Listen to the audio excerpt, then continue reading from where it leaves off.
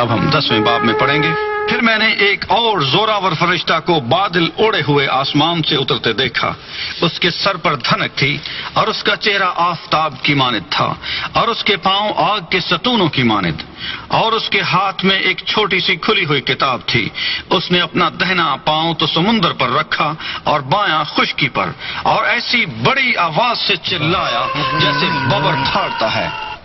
اور جب وہ چلایا تو گرج کی 7 آوازیں سنائی دیں، اور جب گرج کی 7 آوازیں سنائی دے چکیں تو میں نے لکھنے کا ارادہ کیا، اور آسمان پر سے یہ آواز آتی سنی کہ جو باتیں گرج کی ان 7 آوازوں سے سنی ہیں ان کو پوشیدہ رکھ اور تحریر نہ کر۔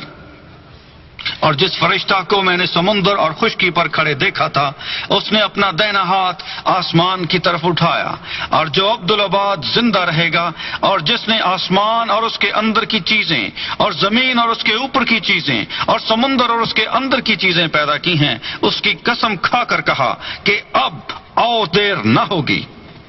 بلکہ 7ویں فرشتہ کی آواز دینے کے زمانہ میں جب وہ نرسنگا پھونکنے کو ہوگا تو خدا کا پوشیدہ مطلب اس خوشخبری کے موافق جو اس نے اپنے بندوں نبیوں کو دی تھی پورا ہوگا۔ اور جس آواز دینے والے کو میں نے آسمان پر بولتے سنا تھا اس نے مجھ سے مخاطب ہو کر کہا کہ جا، اس فرشتہ کے ہاتھ میں سے جو سمندر اور خشکی پر کھڑا ہے وہ کھلی ہوئی کتاب لے لے۔ تب میں نے اس فرشتہ کے پاس جا کر کہا کہ یہ کتاب مجھے دے دے۔ اس نے مجھ سے کہا لے، اسے کھا لے،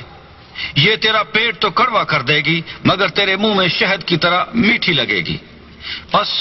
میں وہ چھوٹی کتاب اس فرشتہ کے ہاتھ سے لے کر کھا گیا۔ وہ میرے منہ میں تو شہد کی طرح میٹھی لگی مگر جب میں اسے کھا گیا تو میرا پیٹ کڑوا ہو گیا۔ اور مجھ سے کہا گیا کہ تجھے بہت سی امتوں اور قوموں اور اہل زبان اور بادشاہوں پر پھر نبوت کرنا ضرور ہے۔